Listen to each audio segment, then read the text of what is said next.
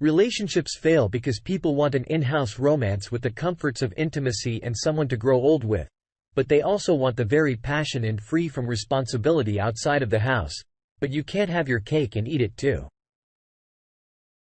Today on Our Space, we learned that it's either one or the other, but never both. Dark times reveal angels.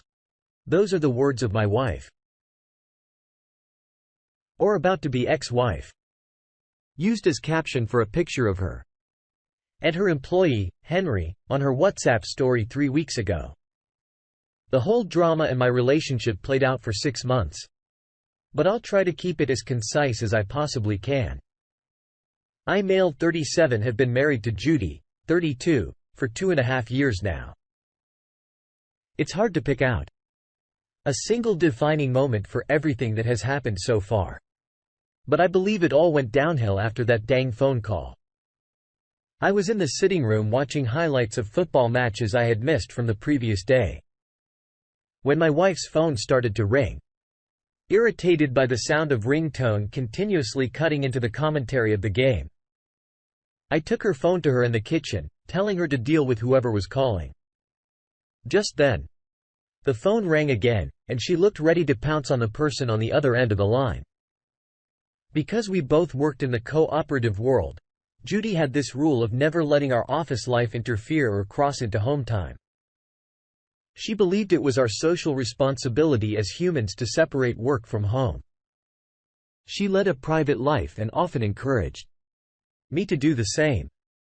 She never answered work-related phone calls on weekends and preferred to get emails for situations that demanded her immediate attention. I turned to the kitchen's exit, half expecting her to go off at any second, but it never came. She fell silent and her countenance changed. However, it wasn't until dinner that she decided to let me in on what the phone call was about. "They are transferring out of state," she said. "Transfer? Why? Where?" I asked. As soon as those words left my mouth, the realization of the situation hit me. "I told you about the company's expansion. Apparently, the board wants to transfer people to the new site to monitor the development of the branch," she explained. I knew how transfers work. But more times than not, they transferred people without external commitment. She was a married woman. There was no way she would even be considered for a transfer if she didn't ask for it. I asked her if she applied to be transferred. She said, no. Then reject it. It came with a promotion. The promotion, she said, it became clear what the situation was. Judy was an ambitious woman. It was one of the many qualities I adored about her. And for the past year, she worked her butt off for the promotion they were offering her. She volunteered, worked extra hours, and even went out of her way to ensure her team of 7 functioned the way it was meant to without issue. It was finally about to pay off, although not in the way we expected. Her salary doubled with lots of perks and benefits, but I knew it was never about the money with her. She was more interested in working her way up the corporate ladder. "What do you think I should do?" she asked. At the back of my mind, all I could say was, it wasn't her fault. But she was putting me in the incredibly difficult situation. I had 2 distinct options. I could either tell her to reject the transfer, which would have cost her the promotion, or I could be supportive and give her my blessings to pursue something she had worked so hard for. In my head, I thought people made long-distance marriages work all the time. I hadn't exactly seen any, but there had to be some instances. Right? I was in a state of disillusionment, but not wanting to be responsible for holding her back. I faced her and said, "I'm going to support you whichever decision you take. We can make it work whichever way it goes." Boy, do I regret those words. Horizons lit up with excitement. And in that moment, I thought I had made the right decision. It was going to work. I convinced myself. I had friends that traveled on business trips all the time, spending months away from their family and still sustained a spark in their marriage. Looking back now, she never really gave me much of An option to refuse if I had offered my genuine opinion and asked her not to take the job. She would have weighed, but I knew Judy enough to tell. It would come at a cost, and the end game would be letting the marriage collapse on itself. I didn't want that. I also didn't like that she was going to be extremely far away from me. But if our marriage hung on the line, the lesser evil was letting go. It looked like the only logical decision, and faced with a similar situation again, I'm not sure how I would have chosen differently. She spent the rest of the evening thanking me for being understanding and whatnot, but all the while, I couldn't shake off the wave of irritation that coursed through me at the realization that my wife had goaded me into feeling more self-conscious so that my decision was in her favor. She had baited me. I was sure of it. However, it was hard to say a manager seeing how excited she was. After all, the arrangements for her travel had been finalized. We had a lengthy discussion about how we were going to make the marriage work. It goes without saying that we were going to call every day to ensure we were still involved in our daily lives. The issue of cheating never actually crossed my mind because I thought Judy is too goal-oriented to even want to consider it. Because we got her company to agree to give her 5 days off every month. It'll work, she assured me just before she boarded the plane. Little did I know that my marriage had ended in that instant. Every long-distance relationship always starts out the same way. Calls around the clock, even got her one of those Bluetooth earphones so we could talk while she worked. And for the first 2 months, it looked like it was working. We were on the phone more, and I knew more about her life than I did when I was living with her. Suddenly, it didn't feel like I had made the wrong decision putting her ambition over my needs. I felt like we were in a good place, and we were. At least until 2 months ago. Judy called one morning to cancel on her trip back to Michigan. Her company's quarterly performance had been below par, and she had to work on recruiting more capable professionals to fill out administrative roles to help make her job a lot easier. I didn't mind. I was on the verge of closing a huge deal that would have given me more flexibility to how I worked. The compensation for closing the deal was worth millions. With that, I could be closer to my wife. 5 days was inconsequential when I could be with her for as long as I wanted. I kept the deal away from her because I wanted to surprise her after it had been sealed. To make that happen, I needed to be at my best, which meant no distractions of any type. I didn't call her, and she didn't call me. It was the longest we had gone without talking on the phone. We still texted on WhatsApp, but we were both too busy to enter into any meaningful conversation. I'm explaining how everything happened because a few days ago, a mutual friend of ours called me callous and manipulating after she heard what happened, and if you ask me, I'm neither of those things. If anything, I consider myself a victim, which is why I'm here recounting everything as it went down between myself and Judy. Anyways, back to the story. The deal came through. And it was only a matter of hours before everything was finalized for good. It was one of those types of deals that people considered their big break. Only thing was, I had already had my big break with the first client I ever closed. This one was a game changer. I was going to be a part of the elite 10% of America. That night, while I waited for confirmation, I scrolled through my phone feeling very tempted to call her. It took every bit of self-control to stop myself from doing it. I wanted to tell her everything that had happened in the past week and how our lives were going to change. Judy's biggest dream was a trip to Paris. Instead of calling her, I made plans for our vacation there. The ticket, the hotel, food, places to visit. I had everything sorted out and was going to break the news together at once. Scrolled through my WhatsApp and landed on her story. She was hugging this guy, Henry, tall, olive-skinned brown hair, blue eyes. He looked no younger than 35. He was the first person Judy employed when she started working. He was from the area. He knew about the job, and she needed his expertise. Underneath the picture, she captioned "Dark Times reveals angels." I should have suspected something was wrong. I think I did because I held off from telling her that the deal came through when it did. Instead, I took the next available flight I could find to California to see her. As you may have already guessed, she was having an affair with Henry. I called her company in Michigan to inquire about the details of my wife's location as I was planning a surprise visit. Luckily, the receptionist that answered was a mutual friend of ours, so it didn't take much to convince her not to tell Judy I was coming. All through the flight, kept playing out scenarios in my head of how I expected her to react once I told her about the deal. I went to her branch directly from the airport, hoping to take her to dinner to break the news to.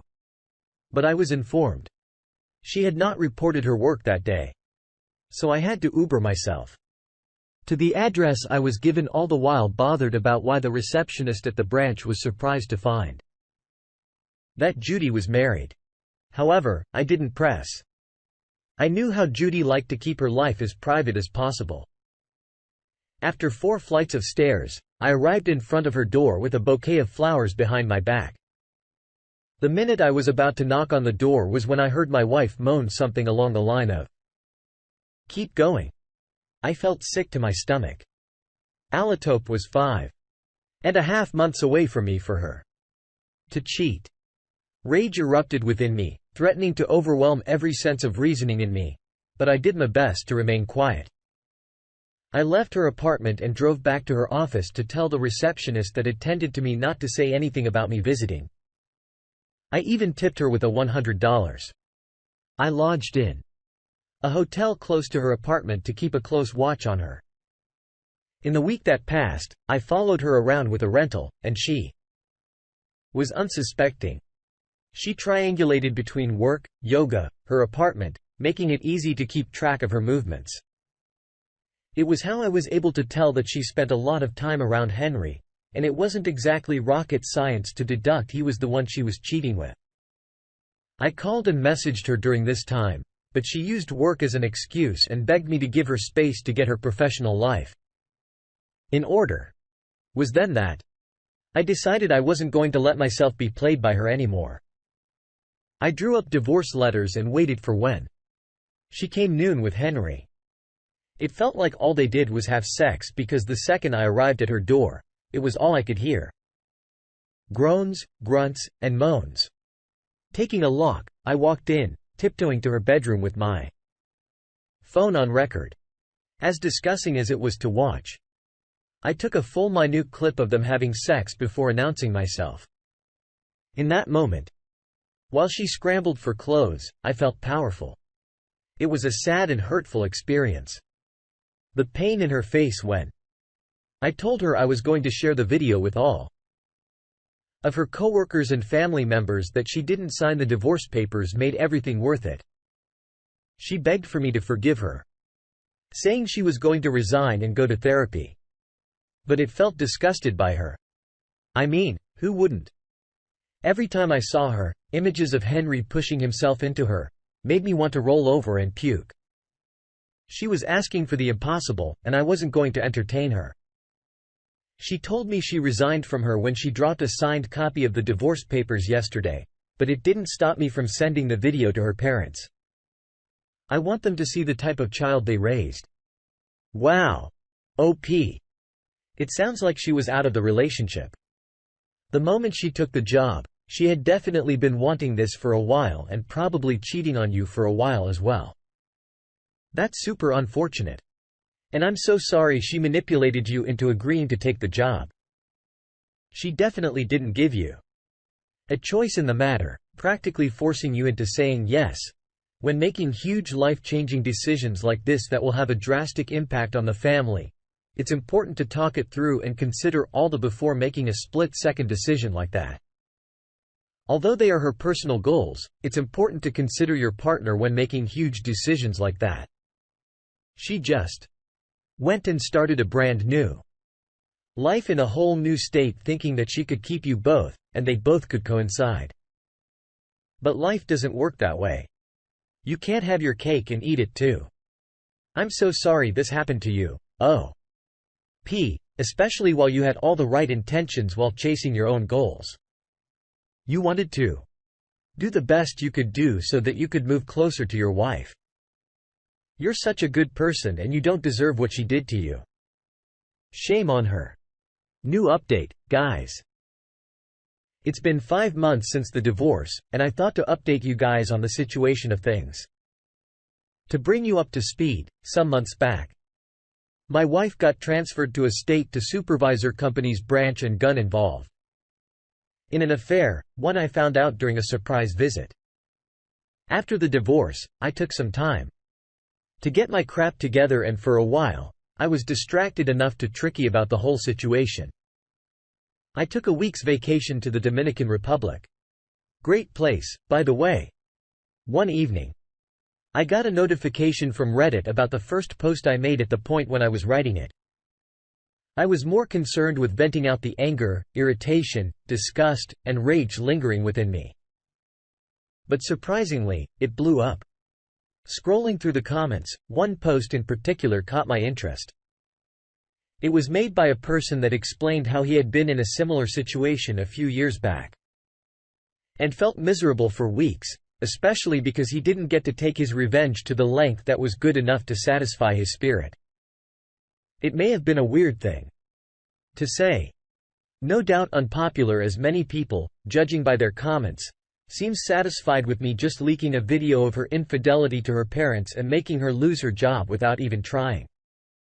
I mean, it was somewhat satisfying to see that her relationship with her parents crumbled after that video, but other than that, it didn't look like I had achieved much. Last I heard, she was staying in a motel working at a night bar, ironically fitting for the cheating scum that she is. Some 3 weeks after I returned from my trip to the Dominican Republic, she arrived at my door begging me to forgive her and take her back. Trust me, it was amusing to watch. She looks like all she did was cry in her spare time. Her eyes looked shot, swollen, and puffed. Either she got that look from crying, or she was dealing on some crap. Regardless of the case, it didn't matter to me. In fact, I realized that there wasn't much I could do to her. She was already an emotional wreck. I knew I had to divert my attention to the guy she cheated on me with. Henry. I allowed her into the house, and somehow she must have thought I was reconsidering the whole idea with the divorce, because she immediately started with an explanation for her behavior, how she didn't really think I was actually going to go ahead with the divorce. She even went as far as saying that she lost her parents' respect and that I had punished her enough for her to regret what she did. I decided to ask her a question. A test I knew she would fail miserably, but I wanted to be sure. Couldn't have someone calling me callous and wicked because I acted without a justifiable motive. I turned to her, looked her dead in the eye, and asked her how many times did it happen. You'd think she would have learned from the whole experience and buy back some dignity by saying the truth. 1, she answered, swearing that she was telling the truth. According to her plea, it became difficult to cope with the burden of having to run a business that was apparently failing, expenditures exceeding revenue by 3 to 1. She claimed that she didn't want to burden me with her problems, as she felt she already asked for too much by leaving to pursue her ambition in the first place. I couldn't be bothered by her excuse. I was dumbfounded by how easy it was for her to look me in the eye and lie to me without breaking a sweat. It was hard to imagine that our entire relationship had any iota of truth about it after that. My dad always believed that it was nearly impossible to look a person in the eye and lie to them. He couldn't have been more wrong. In truth, I didn't know how many times they had got together, but I had an idea on when it must have started, and it sure as hell didn't happen once. I might have been skeptical and hesitant to dismiss her lies if I didn't follow her around for the first 2 weeks or so that I arrived in Michigan. Plus, the very day I arrived, she was in her room moaning loud enough for all her neighbors to hear, and her obsession with keeping a private life didn't matter much then. Regardless, I kept my cool and said nothing to make her think I knew otherwise. What about him? Henry. Hell if I know he's probably still in Michigan with his wife. Imagine my surprise when I discovered that Henry was a married man. As infuriating as it was, I had remained cool. I knew I had a chance at extending my revenge to not only hurt her, but also Henry. Absolutely. No way in hell was he going to walk out of this situation without facing the consequences of his actions. I didn't need a mirror to tell that my acting skills weren't exactly Oscar-worthy, but judging by how eager she was to tell me everything, including lies about how Henry managed to manipulate her, I was certain she was unsuspecting that I was baiting her. I told her to give me the time to think as I ushered her out of my house, and immediately after she left, I sent the video to everyone that knew her, including her receptionist friend at the office. The very first thing I did was book a ticket to Michigan to break Henry's life apart using the information Judy gave me about his marriage. But I wasn't going to do it the conventional way. Now, I planned to hit him right, red hurts. I rented a studio apartment close to where Henry lived, watching him from the distance, waiting for the videos of his sex get paid with my ex-wife dropped around the office while I observed his wife. The woman was absolutely gorgeous, flowing blonde hair, stormy gray eyes, and a smile to kill for. Although my plan was to bait her into sleeping with me so that I could gloat to her husband while I premiered his sex tape to his family.